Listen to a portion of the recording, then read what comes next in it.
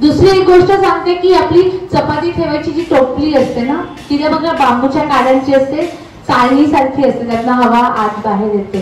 परवा आपण ही गोष्ट सांगितली होती.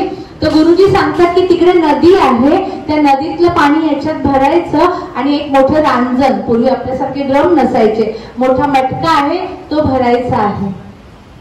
तर सगळे शिष्य आपली आपली टोपली घेऊन जातात, पाणी भरतात, आणतात, पण आणेपर्यंत पाणी सगळं गळून द्यायचं, कारण त्याला चाळणीसारखी बारीक बारीक जाळी असते, होल असतात. ते शिष्य कंटाळून जातात की याच्याने कसं पाणी भरणार. हे गुरु काही पण सांगतात, पण एक शिष्य असतो तो एकनिष्ठ असतो. तो ती टोपली घेऊन जातो आणि पाणी भरत जातो, परत इथपर्यंत येतो, परत जातो, इथे आणतो. काही वेळाने काय होतं ना, त्या बांबूच्या काड्या असतात ना, त्या फुगतात आणि ती बारीक जाळी असते ना, ती बंद होते आणि त्या जाळीने तो पूर्ण रांजण असतो, मटका असतो, तो भरतो. त्यामुळे टीचर सांगतात ना, रोज टेबल्स लिहायचे आहेत. कुठे टीचर रोज चेक करणार आहे? त्यांना काही वह्यांच्या दुकानातनं पैसे मिळतात का टीचर्सला, की तुम्ही जास्त वह्या संपवा म्हणजे आम्ही तुम्हाला कमिशन देऊ? नाही, तुमचे लेसन लर्न व्हावे, तुमचे टेबल्स लर्न व्हावे म्हणून तुम्हाला सांगतात की नाही, सगळे टेबल्स लिहून आणा. तर त्याच्यासाठी त्यामुळे गुरुंनी एकदा सांगितल्यानंतर ते फॉलो करायचं असतं. आपण कधी कधी एखादे म्हणजे एक शिष्य होता की त्याला असं वाटतं ना, ह्या गुरूंचं ना सगळे लोक खूप कौतुक करतात, मी ना आता ह्या गुरूंना खोटं ठरवणार, लोकांना सांगणार की हा गुरु खोटा आहे. तो काय करतो, एक बटरफ्लाय देतो, फुलपाखरू देतो हातात. तुम्ही कुठले प्राणी बघितले का, गाय चरता चरता जरा थोडस असं बसूनच घ्यावं, आता एखादी बकरी, एखादं फुलपाखरू, चिमणी, आता कंटाळाच आलाय मला, खूप उडून उडून मी बसून घेते, असं बघितलंय का? नाही. प्राण्यांमध्ये किती एनर्जी असते ना. तर तो काय करतो, एक बटरफ्लाय फुलपाखरू पकडून आणतो आणि तो म्हणतो मी गुरूंना विचारणार, हे फुलपाखरू जिवंत आहे की मेलेलं आहे? जर गुरु म्हटले ना ही जिवंत आहे, मी काय करेन, त्याला दाबून टाकेल आणि मारून टाकेल आणि गुरूंना दाखवेल, बघा तुम्ही खोटे बोललात किंवा तुम्हाला माहिती नाही आहे. आणि जर ते म्हटले मेलेलं आहे, तर मी हळूच त्या फुलपाखराला हळूच सोडून देईन आणि गुरुंना मी आज खोटं साबित करेन. तो गुरुजवळ जातो आणि म्हणतो, गुरुजी माझ्या हातात फुलपाखरू आहे, तुम्ही मला सांगा हे जिवंत आहे की मेलेलं आहे?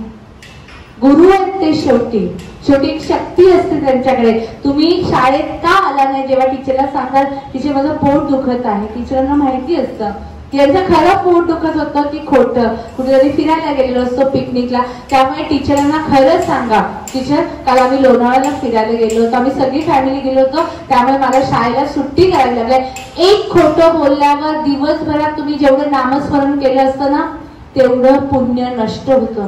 मग दिवसभरात किती होमवर्क केलंच नाही, मला आलंच नाही, माझी नोटबुकच सापडत नाही, टीचर माझ्या पोटातच दिसतंय, माझं डोकंच दुखतंय. किती खोटं बोलतोय आपण, त्यामुळे आपली बुद्धी डॅमेज व्हायला लागली.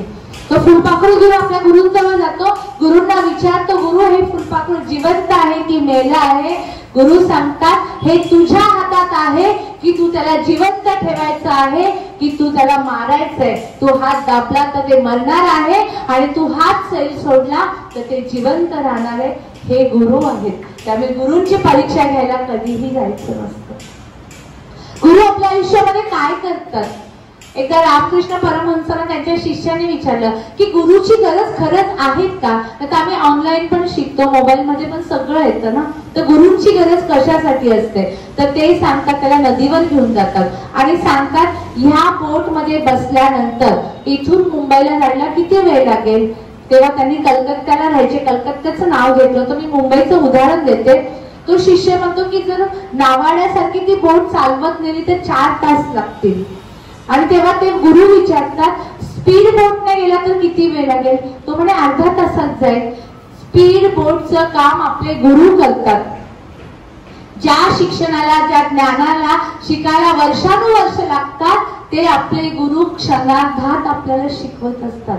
त्यामुळे गुरूंचा आदर ठेवायचा हे आपल्या पहिल्यापासून का सांगितलं जातं.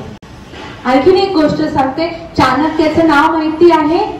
चाणक्य नीती म्हणून कधी वेळ मिळाला, सुट्ट्यांचे दिवस असतात, पुस्तक आपण वाचत नाही, युट्यूबवर जायचं आणि चाणक्य नीती वाचायचं. अतिशय हुशार व्यक्ती होते. त्यांचा एक शिष्य होता चंद्रगुप्त, तो पण खूप हुशार होता.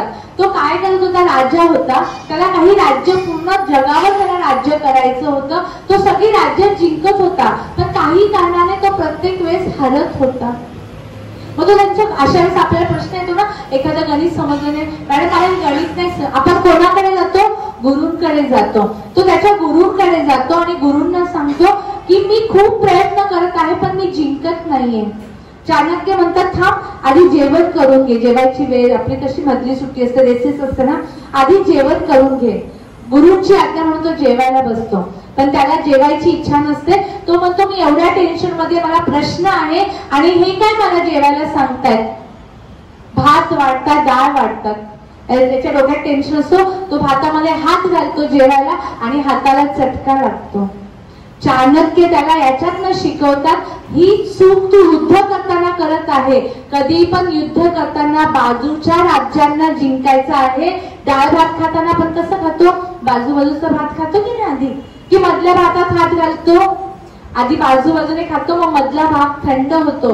जर तू आधी बाजूबाजूची राज्य जिंकणार आहे तर तुला सहज यश मिळणार आहे. अशा छोट्या छोट्या गोष्टीतनं आपल्याला गुरु शिकवत असतात. काहीतरी गुरुविषयी तुम्हाला समजलंय. पहिली गोष्ट म्हणजे रिस्पेक्ट करायचं आहे, दुसरी म्हणजे ते जे सांगतील त्यांच्या आज्ञेचं पालन करायचं आहे. या दोन गोष्टी आणि आई वडिलांना ह्या तिघांना नमस्कार करायला शिकला तरी तुमची ह्या वर्षीची गुरुपौर्णिमा ही सार्थकी लागणार आहे.